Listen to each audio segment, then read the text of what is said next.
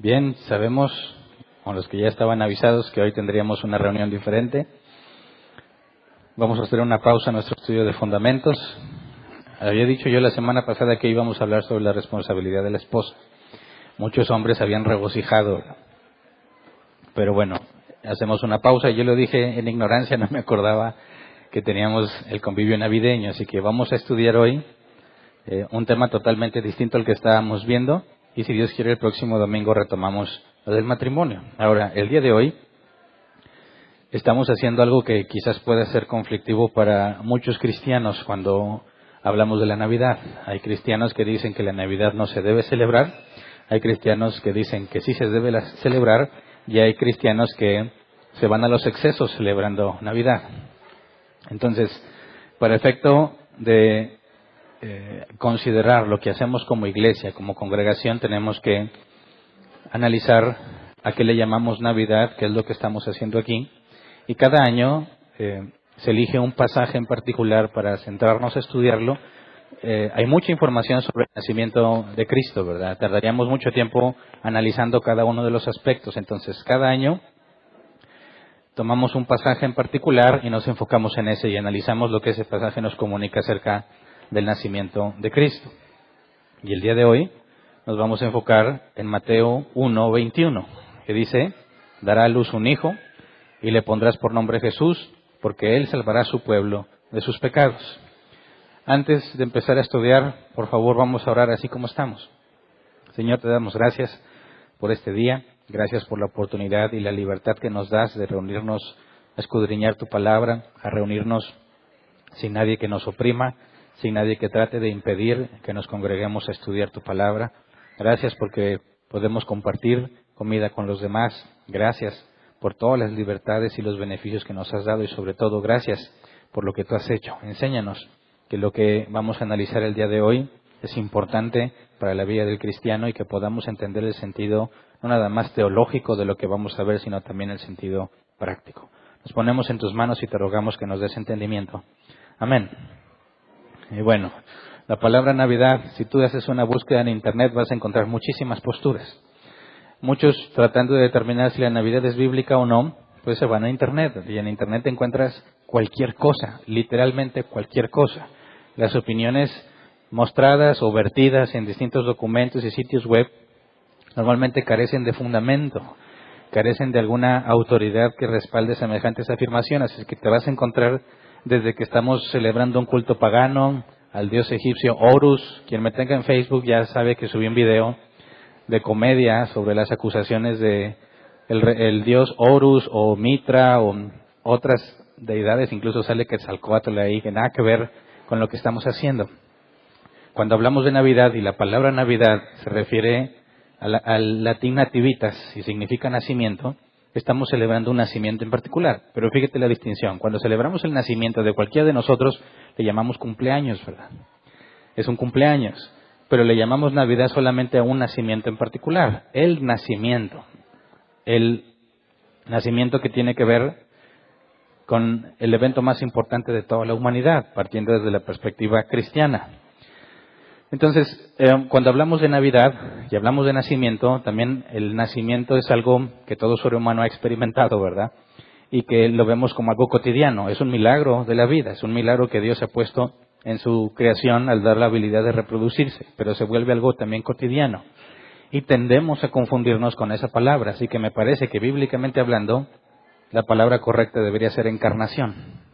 Porque cuando hablamos de encarnación, digamos que encapsulamos una profundidad teológica muy importante en una festividad, ¿verdad? Hablar de que alguien nació no tiene nada de especial en particular. Y celebramos natalicios de Benito Juárez y de muchas personas, ¿verdad? Pero no es lo mismo lo que estamos haciendo con Jesús.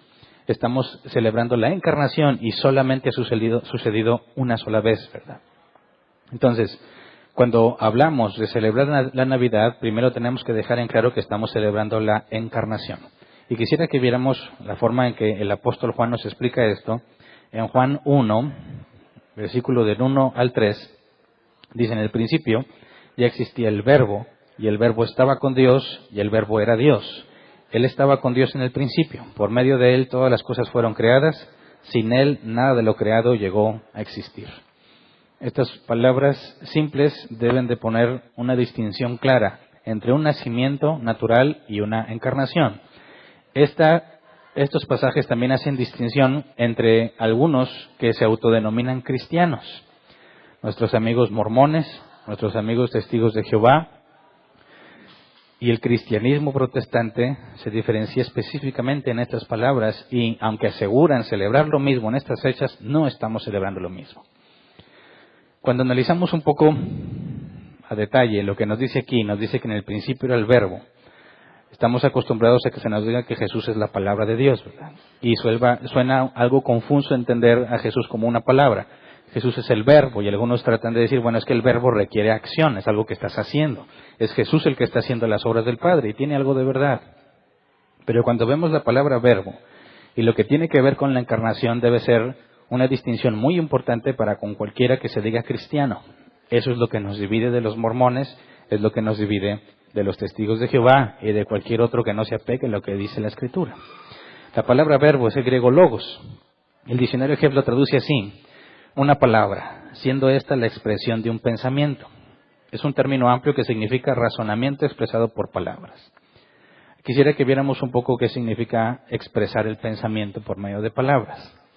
Si te preguntara yo cómo conoces a una persona, o si conoces a una persona, o si yo te preguntara cómo es esa persona, podrías darme distintas razones, ¿verdad? A veces te basas simplemente por la expresión. Estaba hablando hace poquito con mi familia, retocando y reviviendo temas que hace mucho yo pensé que habían quedado solucionados, pero resulta que sigo teniendo la cara de enojado. Fui a una presentación de mis hijos en unos cursos que tienen y les dijeron que yo tenía cara de enojado. Y digo, yo por más que me esfuerzo en no verme enojado, siempre me ven como enojado, pero así tengo la cara y no puedo estar riéndome todo el tiempo, ¿verdad? Me vería extraño. Pero si tú me preguntaras, ¿cómo es Hernán? Alguien que no me conoce y nada más me ha visto va a decir, es un hombre que siempre está enojado.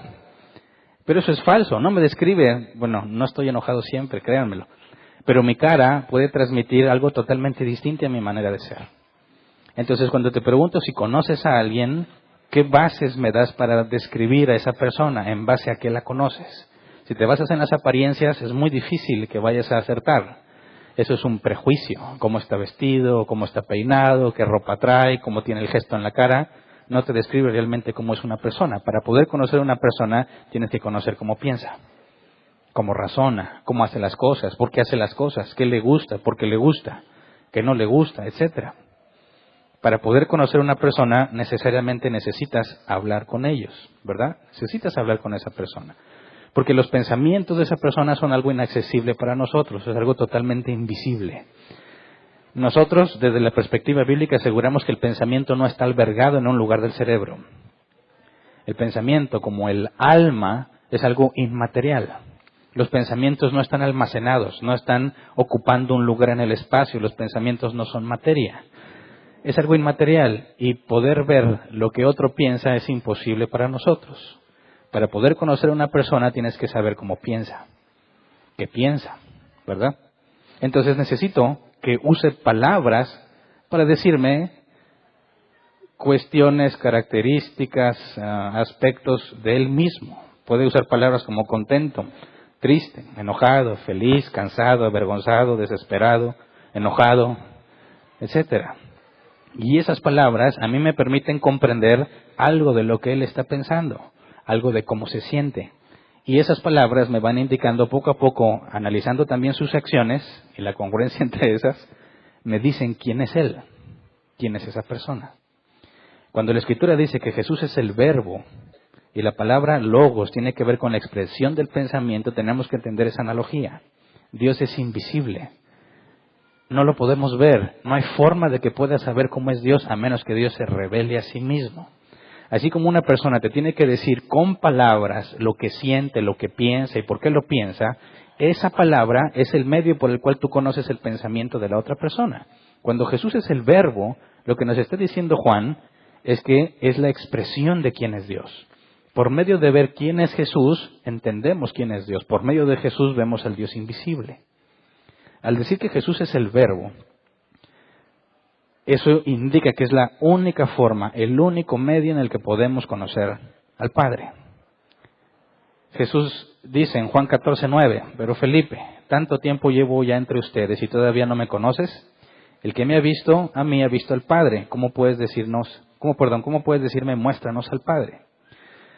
Si Jesús es el Verbo, indica que lo que Él es, como es Él, lo que dijo, lo que piensa, lo que hizo, es exactamente eso, la expresión de quién es Dios, que para nosotros es invisible. Y nos dice Juan sobre ese Verbo, en el principio ya existía el Verbo. En el principio, la Biblia habla de un inicio, lo que la ciencia más moderna nos confirma hasta este tiempo. Hay un comienzo, hay un punto, una singularidad donde espacio, tiempo y materia fueron creados. A los científicos no les gusta el término creado, ¿verdad? Se dio origen al universo como lo conocemos en un punto definido y es imposible que alguien hable de algo antes de eso porque no hay tiempo. Ahora, nuestros amigos mormones no creen eso. Ellos dicen que cada uno de nosotros se va a convertir en un Dios y se te va a asignar tu propio planeta. Y si eres hombre, se te van a asignar tus propias esposas para que llegues a poblar todo ese mundo y llegado el tiempo, tú te entregues por ese mundo para salvarlo como Jesús se entregó por este mundo. De manera que hay una sucesión infinita en el pasado de dioses que se han entregado. Y cuando decimos que Jesús es Dios, ellos no ven a Dios como el único Dios, sino como uno más entre todos los dioses de los cuales todos nosotros llegaremos a formar parte. Eso no está en la Escritura. Lo primero que nos dice es, en el principio ya existía el Verbo. Hay un origen, un principio, y lo que nos dice es que ya estaba el Verbo, en tiempo pasado, y eso es lo complejo. Si estamos hablando del principio, no puedes decir que había algo antes del principio, porque el concepto antes requiere tiempo. Entonces nos dicen, en el principio ya existía el Verbo, y eso nos pone en conflicto con nuestros amigos testigos de Jehová, que aseguran que la primera cosa creada fue Jesús. El apóstol Juan nos dice, el Verbo estaba con Dios y el Verbo era Dios. En el principio, el Verbo era Dios, no que en el principio Dios creó al Verbo.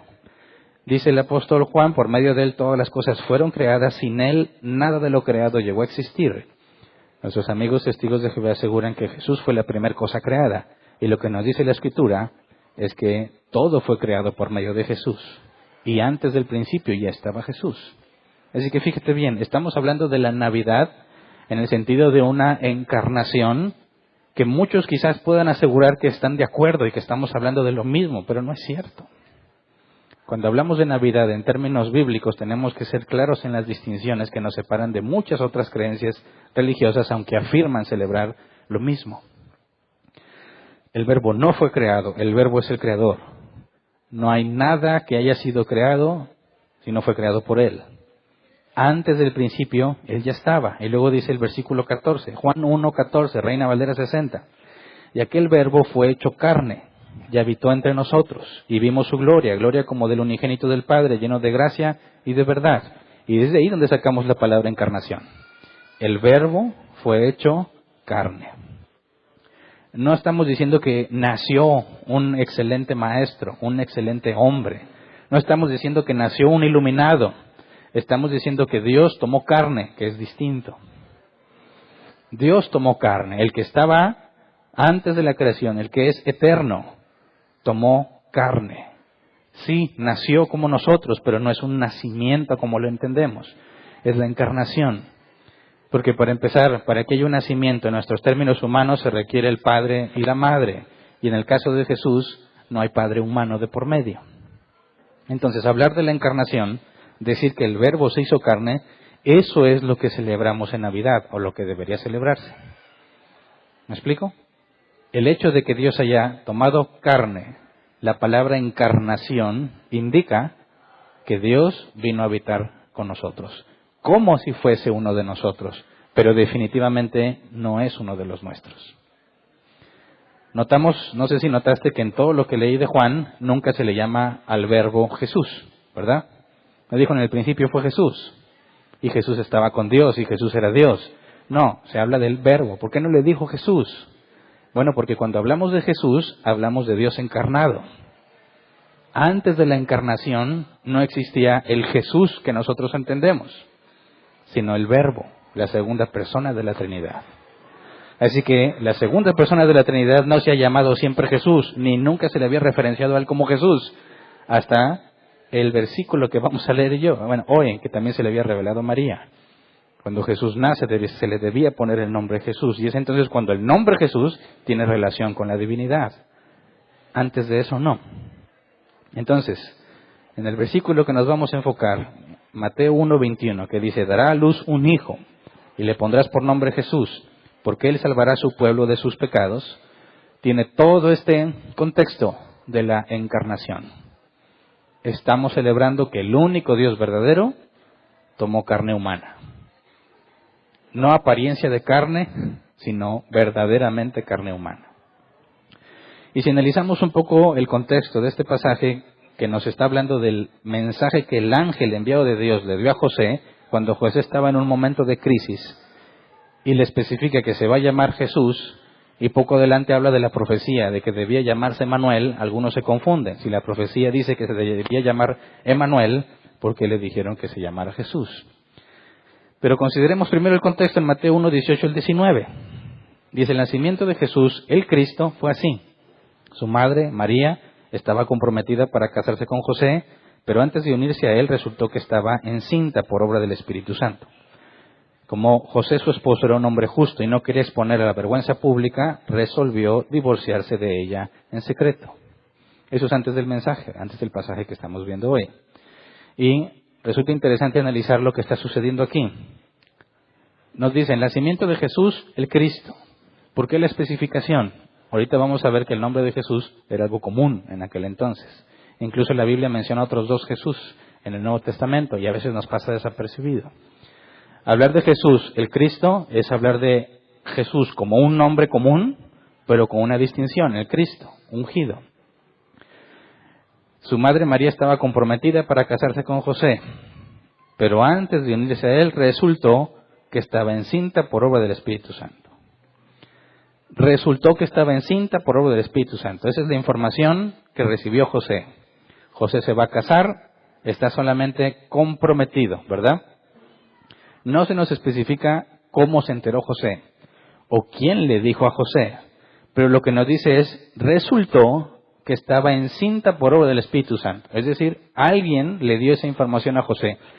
Tu comprometida está esperando un bebé que es obra del Espíritu Santo. Ahora, hablando en términos humanos, ¿tú le crees a quien te diga que una muchacha, que la edad de María era joven, una muchacha que resultó embarazada, ese embarazo fue obra de Dios? ¿Tú creerías simplemente eso o no? Nos dice la Escritura que José era un hombre justo, ¿verdad? Pero hay que considerar qué pasa por la mente de José en el contexto de José. José es un hombre justo. ¿Cómo determinas que alguien es justo en los términos bíblicos? Por la ley. Hablando del Antiguo Testamento, ¿verdad? Hablando todavía antes de que Jesús estableciera el nuevo pacto. Alguien justo es alguien que observa la ley, alguien que guarda la ley. José era un hombre justo.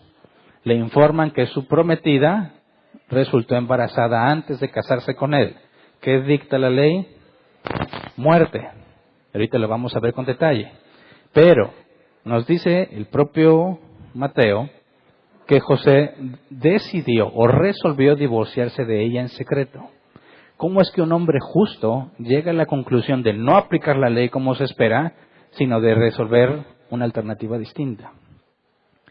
Consideremos la información que recibió. Está encinta por obra del Espíritu Santo. Ok, no se nos especifica cuánto tiempo tenía María embarazada. Lo que sabemos es que estuvo los primeros 3 meses del embarazo en casa de Elisabet y Zacarías, padres de Juan el Bautista. Vamos a Lucas 1, 39 al 40.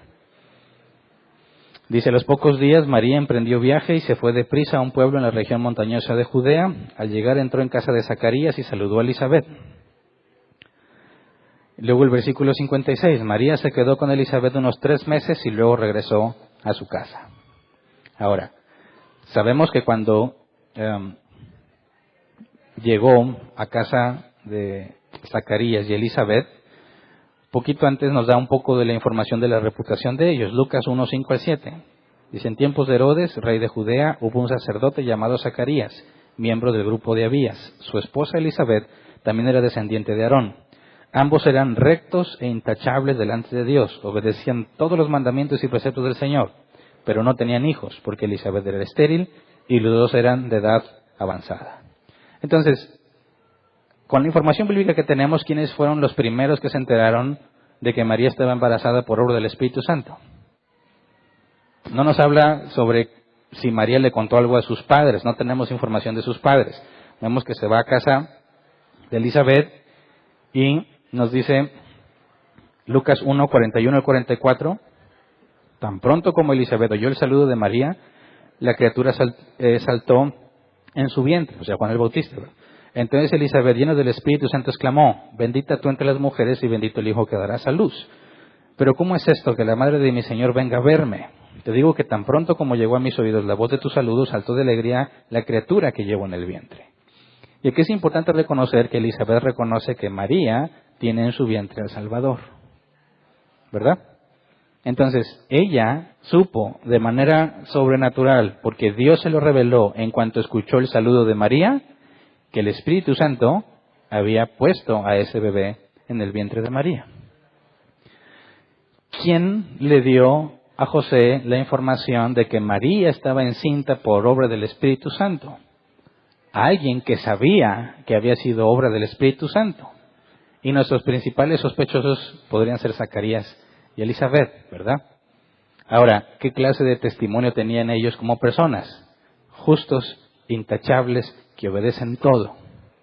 Ahora, imagínate que tú eres José y tienes a esta pareja, no lo puedo asegurar, pero es probable, tienes a esta pareja con ese testimonio, que son de avanzada edad y que acaba de resultar embarazada Elizabeth por milagro de Dios.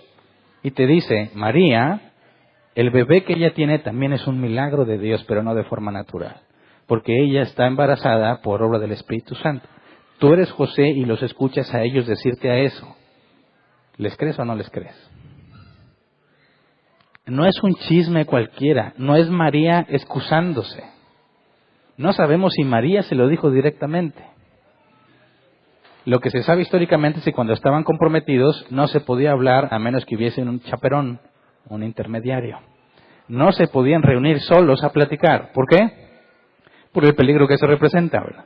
Es el mismo consejo que se da a los noviazgos cristianos. No se queden solos en ningún lugar. Porque el razonamiento es simple. Nos amamos, nos gustamos, nos vamos a casar. ¿Cuál es el problema de adelantarnos un poquito?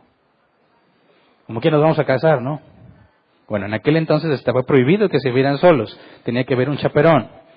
Si María iba a comunicar eso, tendría que tomar a otra persona que le dijera. Algunos consideran que quizás el intermediario, que se acostumbraba que era el amigo del novio, ¿se acuerdan que Juan el Bautista dice que él era no era la novia, sino el amigo del novio, que se regocijaba? Y el amigo del novio es quien normalmente se tomaba como intermediario, quien los vigilaba cuando la pareja comprometida se veían.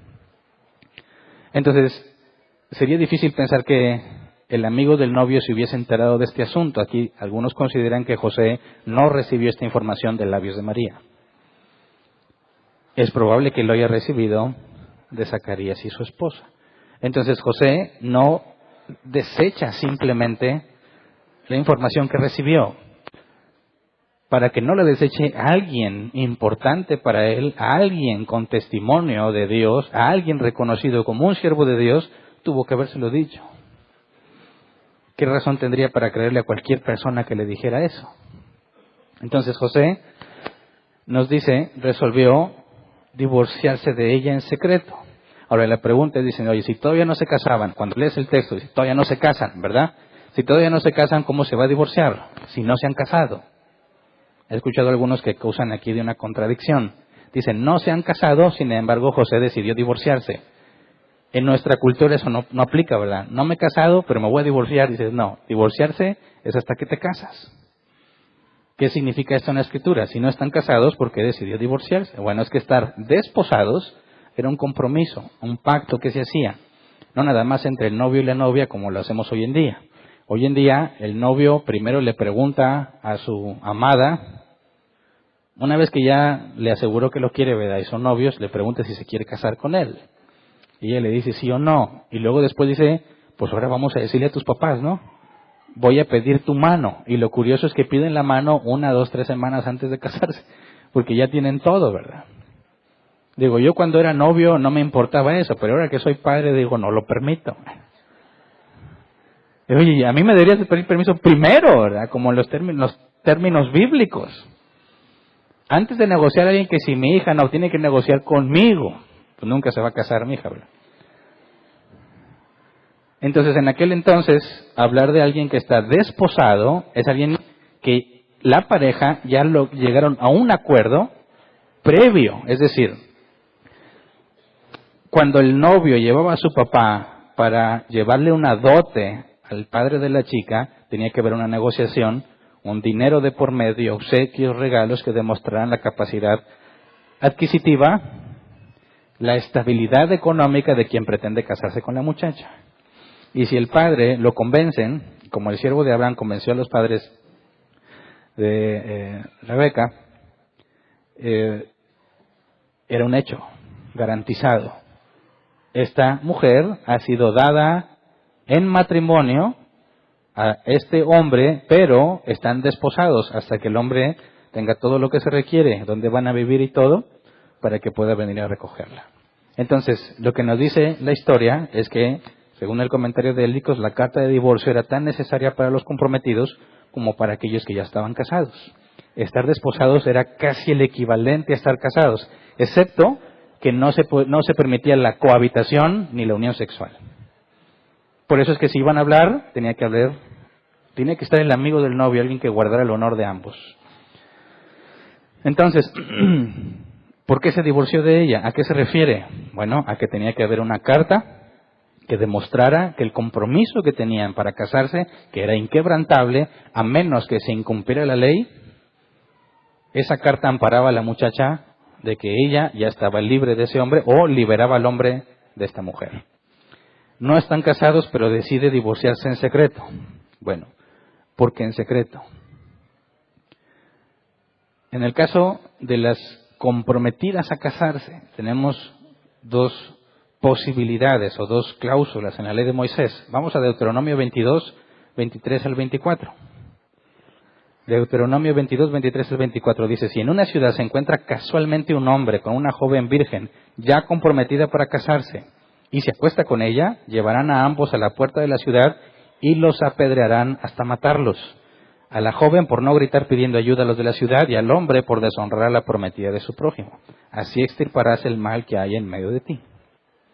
Entonces, si consideras, esta muchacha salió embarazada, no es de José, yo soy José y soy justo, si soy justo, tengo que apegarme a la ley. Así que, si María resulta embarazada, tuvo que haber habido otro hombre de por medio, ¿verdad? ¿Ella estuvo de acuerdo? ¿Consintió en esa unión sexual o no? Tenemos otra alternativa, Deuteronomio 22, 25 al 27. Pero, si un hombre se encuentra en el campo con una joven comprometida para casarse y la viola, solo morirá el hombre que forzó a la joven a acostarse con él. A ella no le das nada, pues ella no cometió ningún pecado que merezca la muerte. Este caso es como el de quien ataca y mata a su prójimo. El hombre encontró a la joven en el campo y aunque ella hubiera gritado, no habría habido quien la rescatara. Entonces esas son las dos posibilidades a las que se enfrentaría María si se procedía legalmente. Tenía que hacerse una investigación, tomar el testimonio de María. ¿Fue una relación que tú consentiste o te violaron? Y esa investigación incluía hacer público el caso de María, lo que la expondría cualquiera de los dos casos, primero la vergüenza pública. Y si no se podía comprobar que había sido violada, le iba a costar la vida. Pero José no quiere proceder legalmente. ¿Qué está persuadiendo a José? ¿Por qué no está dispuesto a proceder legalmente? Sabemos que la providencia divina según sus planes. Pero si a él se le dijo que esta muchacha María, estaba embarazada por obra del Espíritu Santo, tuvo que haber sido bien importante quien se lo dijo. Agregado en que no simplemente descarta el testimonio de que era una obra de Dios ese embarazo. Y tampoco quiere exponer a María a la muerte o a la vergüenza. Decide divorciarse en secreto. Ahora, ¿cómo te divorcias en secreto? Hace poco lo estudiamos. Mateo 19:3. Y eso no aplica ahorita, ¿eh? Ay, ¿cómo te divorcias en secreto? No. Eso es antes. Y en secreto era una forma de decirlo con respecto a la ley. Mateo 19:3 dice, algunos fariseos se le acercaron y para ponerlo a prueba le preguntaron, ¿está permitido que un hombre se divorcie de su esposa por cualquier motivo? Esto lo vimos en el primer tema de matrimonio, ¿verdad? Lo que vimos, el contexto histórico. Había dos doctrinas de pensamiento, la de Hillel y la de Shammai. Los de Hillel decían el divorcio está permitido por las razones más insignificantes. Es decir, tú te puedes divorciar de tu esposa aunque no haya adulterio de por medio, aunque no haya una ofensa grave. Simplemente no te gustó cómo hizo la comida y ya lleva varias en las que no te ha gustado. ¿Sabes qué? Se acabó mi paciencia. Yo no merezco este maltrato. Te doy una carta donde dice que ya no eres mi esposa. En esa carta no se especificaban los detalles. Históricamente solo se manifestaba que ya no le agradaba a la mujer. Según Shammai, tenías que apegarte a una falta grave, como bíblicamente se estipularía. Entonces, ¿qué es lo que decide José? Como muchos, la gran mayoría seguía la corriente de pensamiento de Hillel y se divorciaban por cualquier causa, y simplemente la causa especificada en esa carta era el desprecio o la falta de agrado, entonces era la manera más segura de proteger a María. Él no está dispuesto a casarse con una mujer que pecó, desde su perspectiva. Tendría el testimonio de alguien importante para él, alguien con muy buena reputación, de que María no pecó, sino que es una obra de Dios. Pero él no lo cree, pero no puede tolerar casarse con una mujer que ya está embarazada. Así que no está seguro si el testimonio es real, pero no lo desaprueba completamente. Ni tampoco está seguro en exhibirla, sino que busca protegerla. Hay una crisis en José. Él opta por simplemente darle una carta a María, se acabó lo nuestro, y no exponer a la vergüenza. Así que es Dios quien tiene que persuadir a José. Mateo 1, 20 al 22. Dice, pero cuando él estaba considerando hacerlo, se le apareció en sueños un ángel del Señor y le dijo, José, hijo de David, no temas recibir a María por esposa, porque ella ha concebido por obra del Espíritu Santo. Dará a luz un hijo y le pondrás por nombre Jesús, porque él salvará a su pueblo de sus pecados. Todo esto sucedió para que se cumpliera lo que el Señor había dicho por medio del profeta. La Virgen concebirá y dará a luz un hijo y lo llamará Emmanuel, que significa Dios con nosotros. Así que le dice el ángel, no temas recibir a María por esposa. Le está diciendo, no hay pecado en María. No que tenga ausencia de pecado, ¿ok? Está diciendo, no hay fornicación, no hubo adulterio. No hay razón para aplicarle la ley que vimos en Deuteronomio 22, porque lo que Dios hizo en ella es un milagro. Cuando dice, dará a luz un hijo y le pondrás por nombre José, hay una aclaración importante. Cuando el ángel de Dios le dijo a Zacarías que iba a tener un hijo, dijo que su esposa le iba a dar un hijo, daría a luz su hijo. En el caso del mensaje que viene a José, dice, dará a luz un hijo. Se especifica, ese hijo no es tuyo. Pero luego dice, y le pondrás por nombre José. Para que un hombre pueda nombrar a un niño, significa que lo ha recibido como suyo propio. ¿Qué está diciendo el ángel? El hijo no es tuyo, pero lo vas a recibir como si fuese tuyo. Tú vas a protegerlo, tú vas a cuidarlo, a él y a su madre. Una mujer no casada en esa situación era imposible que sobreviviera. La sociedad la repudiaría totalmente.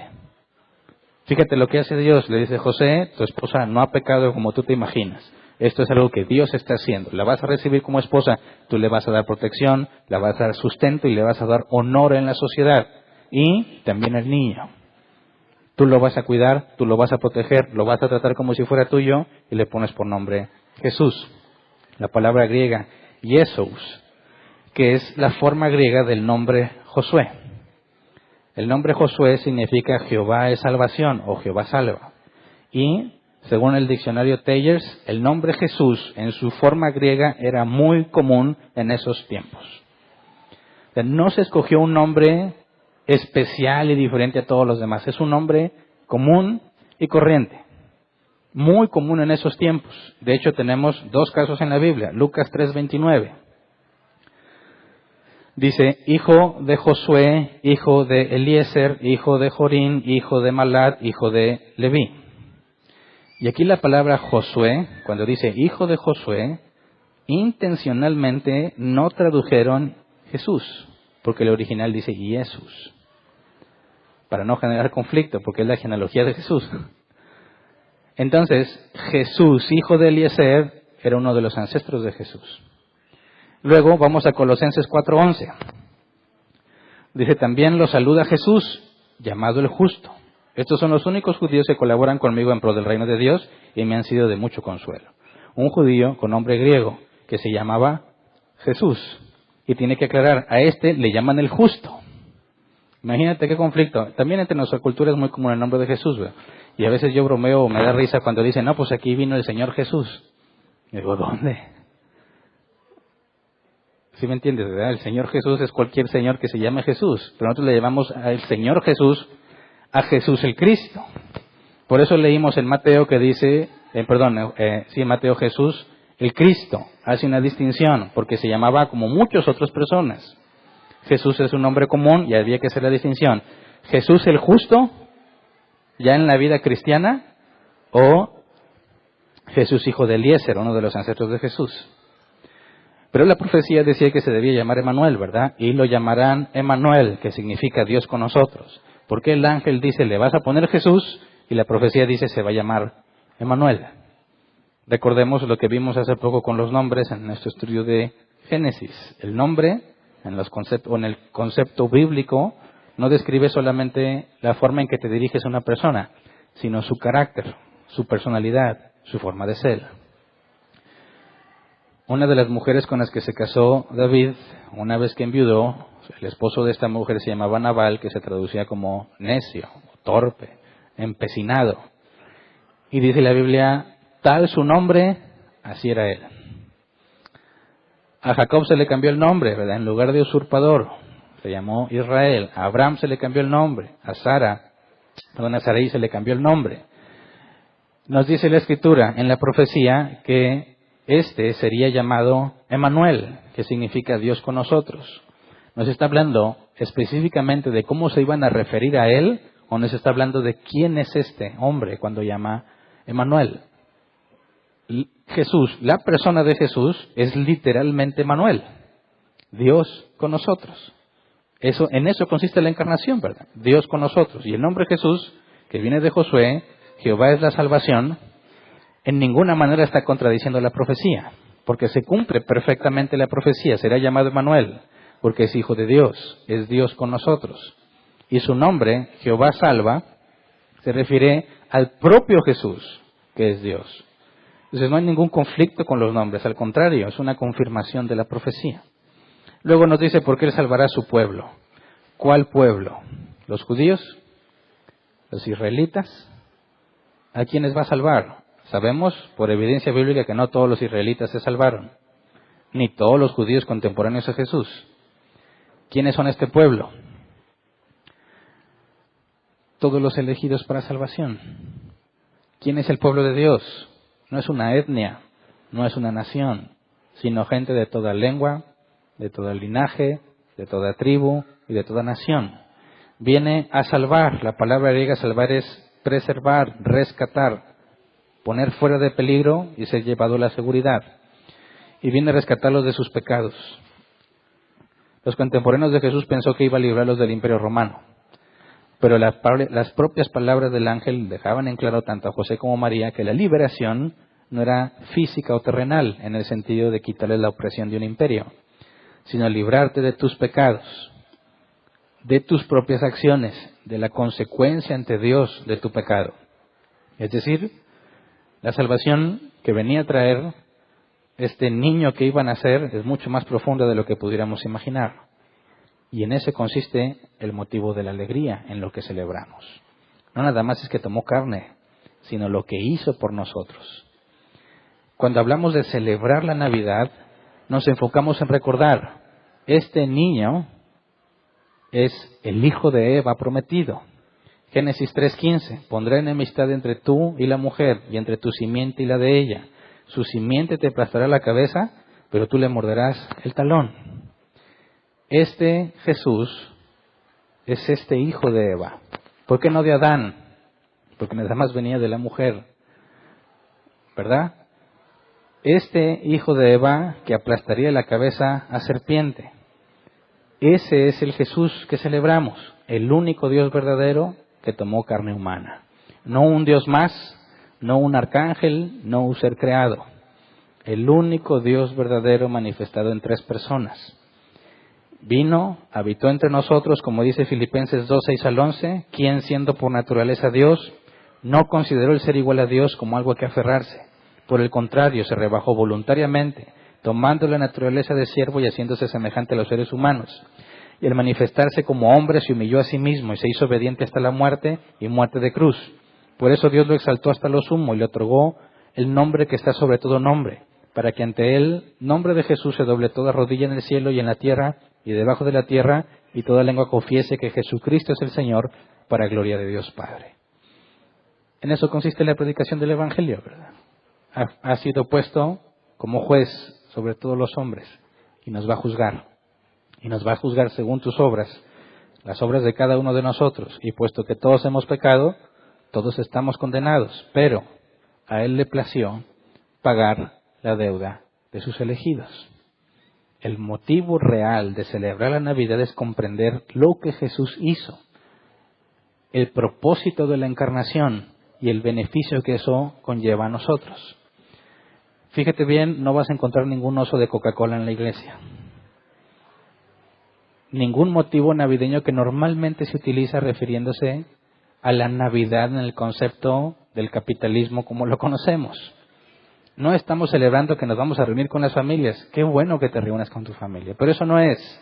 No estamos celebrando que va a haber regalos. Qué bueno que Dios te haya dado para comprar regalos y para recibirlos. Pero no estamos celebrando eso. No estamos celebrando que es un tiempo de paz. La paz que sobrepasa todo entendimiento es la que ya tenemos en nosotros. No estamos celebrando que no tenemos salud y que estamos bien. No, nada de eso. No tiene nada de malo que lo celebres, pero no es lo que estamos haciendo aquí como iglesia. Lo que estamos haciendo aquí como iglesia es recordar que no estaríamos aquí si no fuera por Él.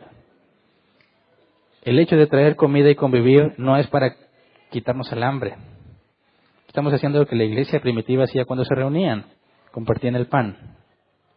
Venimos a compartir el pan con todos porque queremos celebrar que Dios tomó carne humana, se rebajó hasta la muerte, siendo como uno de nosotros, pagó como si fuera un pecador, vivió y experimentó toda la ira de Dios que nosotros debimos experimentar para que nosotros seamos justificados. Nos hizo nacer de nuevo, nos regaló su justicia, puso su Espíritu Santo en nosotros, nos unió a Él, somos uno en Cristo. Estamos en la mayor jerarquía que podría estar alguna criatura por la obra de Cristo. Y todo eso gratuitamente. Esa es la razón de la Navidad. ¿Quién me puede decir que eso es pagano?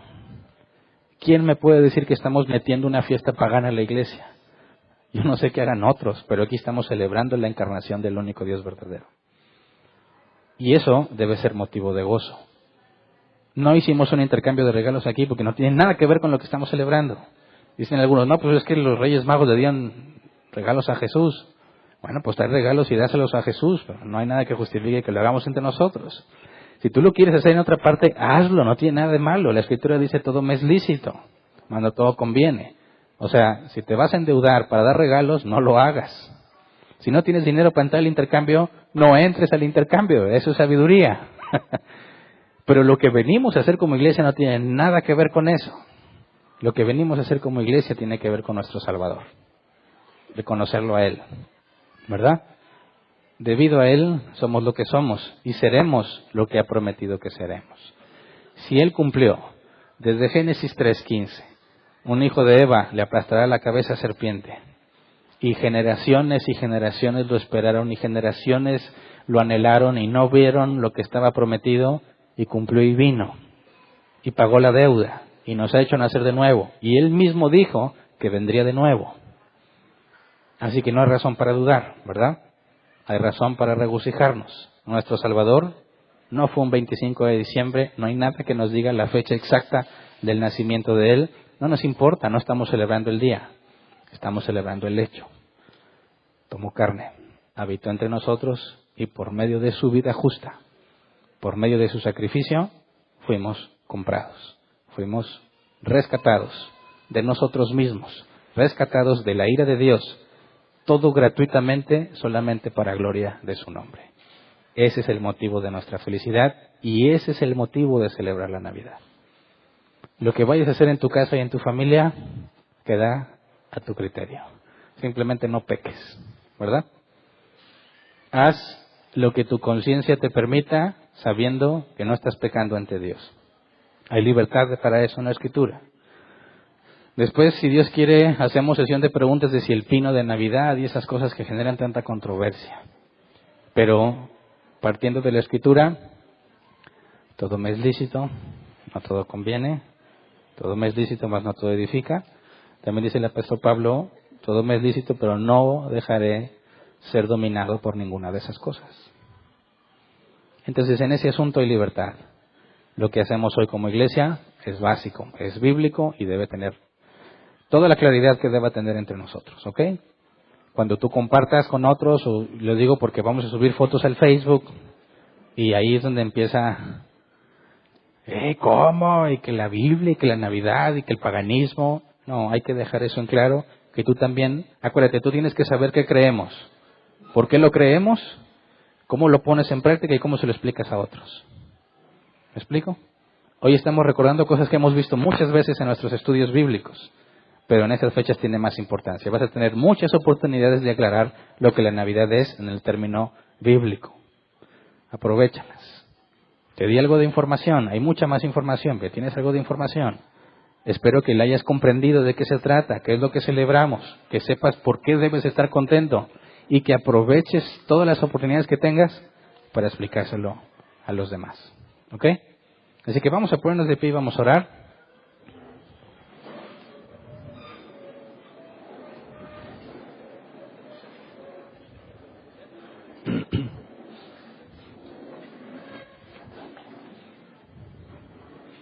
Dice la Escritura que toda rodilla se doblará ante Él, ¿verdad? Toda lengua confesará que Jesús es el Señor. Todos lo van a hacer, todos. La diferencia es cómo lo vas a hacer. Por gratitud, por decisión propia, porque sabes que Él es digno y se lo merece, o obligado porque estás sometido. Lo vas a hacer con odio, con rencor,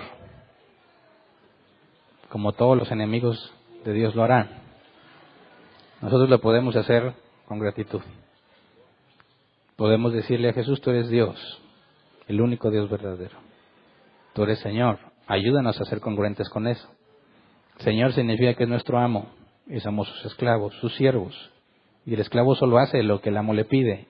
Y nosotros hacemos muchas cosas que Jesús no ha dicho que hagamos. Contradecimos muchas veces su enseñanza. Necesitamos congruencia. A todos nos falta mucha congruencia. Tenemos la garantía de que llegará el día en que este cuerpo va a dejar de afectarnos. ¿Verdad? Él lo prometió y Él es fiel para cumplirlo. Por lo pronto nos corresponde a nosotros esforzarnos por ser cada vez más congruentes, según el entendimiento y la capacidad que Dios nos dé. Así que en estas fechas, por favor, evita pelearte con otros cristianos. Sobre temas de que si la Navidad, no, que si tu iglesia, que si la mía, no te enganches en esas cosas. Si tienes la oportunidad de dar información, úsala. Si se empieza a generar discusión, evítala. Otro consejo, los cristianos se van a reunir muy seguramente con incrédulos en Navidad, sobre todo con nuestra familia que no es creyente. Da buen testimonio, por favor. Es bien importante que tu familia vea el Evangelio en ti. No que llegues y dices, ¿y este pino del diablo qué? ¿Y esas figuras de idolatría? No ayuda en lo más mínimo, ¿verdad? Más bien da un buen ejemplo. Sea agradecido. Valora el tiempo que estás con tu familia. Casi nunca se ven. Sí, son lo opuesto a lo que tú quisieras. A veces es difícil. la música que ponen y el ambiente. Ok, Jesús también se rodeó de gente pecadora, con lo peor de lo peor. Y le dirías, no conoces a mi familia, no te preocupes. Jesús nos dijo que hay que ser luz en las tinieblas, ¿verdad? No nos mandó a ser inspectores de la ley de nadie. No nos mandó como jueces tampoco, sino como portadores de su luz. Por favor, te vas a reunir con tu familia no creyente. No entres en discusiones vanas. Disfrútalo. Demuestra que tú no estás simplemente basándote en los regalos, en que si hoy vas de estreno o no vas de estreno. Traes ropas nuevas, zapatos nuevos, se compraron la tele, ya te acabaste el aguinaldo, te dieron aguinaldo, trabajas donde te dan aguinaldo. Eso no tiene nada que ver con la Navidad, ¿verdad?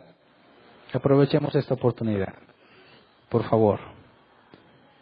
Pidámosle a Dios que nos dé congruencia. Hablamos de gracia, demos gracia, ¿verdad? Dios nos ha dado su gracia gratuitamente. Tú también dala. Sopórtalos, toléralos, ámalos. Aún a tus enemigos dice la Biblia que debes amarlos. Así que aprovechemos, no para decir, no, yo me encierro. Yo no quiero nada de este mundo, es imposible que salgas de este mundo.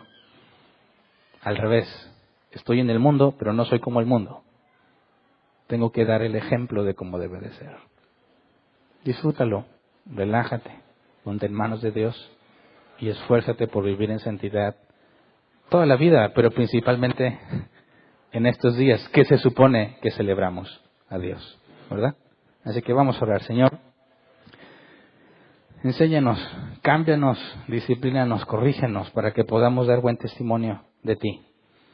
Todos aquellos que vamos a convivir de una u otra manera con los que no son creyentes en el trabajo, con nuestros vecinos, con nuestras familias, que vamos a tener interacción como quizás nunca en todo el resto del año tenemos, con aquellos que no te conocen, danos la oportunidad de poder expresar gracia, paciencia, sabiduría, templanza, que podamos hablar, Señor, reflexionando sobre lo que estamos diciendo, buscar que nuestra plática, como dice el apóstol Pablo, sea amena y de buen gusto, que no entremos en discusiones vanas y innecesarias, que podamos, Señor, aprovechar para disfrutar estos tiempos, aquellos que aún tienen a sus familias, aquellos que están disfrutando de algún trabajo, las fiestas que se hacen, Señor, que podamos disfrutarlas de una manera tranquila, sana, con tolerancia, con paciencia, que ninguno trate de aislarse del mundo que lo rodea, sino que podamos ser un buen ejemplo, aún en medio del mundo. Estamos en el mundo, dijiste, pero no somos del mundo. Tú dijiste que le rogabas al Padre, que no le rogabas que nos quitara, sino que aquí nos protegiera. Enséñanos, Padre, a vivir de manera que te estemos imitando, así como tú te rodeabas de gente de dudosa reputación y sin embargo tú los influenciabas, tú les hablabas de la verdad, tú no tomabas parte en lo que ellos hacían. Enséñanos a mantener la armonía de igual manera, cumplir con los compromisos que tenemos en el sentido familiar, en el sentido social, poder dar un buen testimonio, Señor, de que estamos conscientes de tu gracia. La enorme gracia que nos has dado, enséñanos, Padre, a transmitirla a otros. Te rogamos por congruencia en ese sentido. Así como tú, Señor, toleras nuestras faltas y durante mucho tiempo éramos enemigos tuyos y aún así nos soportaste con paciencia, enséñanos a aplicar lo mismo con aquellos que son difíciles de tratar, con aquellos que quizás no nos complacemos en convivir. Enséñanos, Padre, a disfrutar en el sentido de honestidad, de ser no hipócritas que fijen que están bien, sino enfocarnos realmente en disfrutar lo que tenemos, no importa con quién estemos, con tal de que tu nombre no sea vituperado, de que tu testimonio no sea manchado, Señor. Concédenos poder estar en paz con nuestros seres queridos y con nuestros vecinos. Sobre todo, Padre, entre nosotros, concédenos un entendimiento mayor cada vez más de ti, de quién eres, de tus profundos misterios, Señor, y de ti como nuestro Dios y Salvador, la persona, las tres personas de la Trinidad. Concédenos cada vez más conocimiento y entendimiento de ti, Señor. Gracias por este día, gracias por este convivio. Nos ponemos en tus manos. Amén. Pueden sentarse.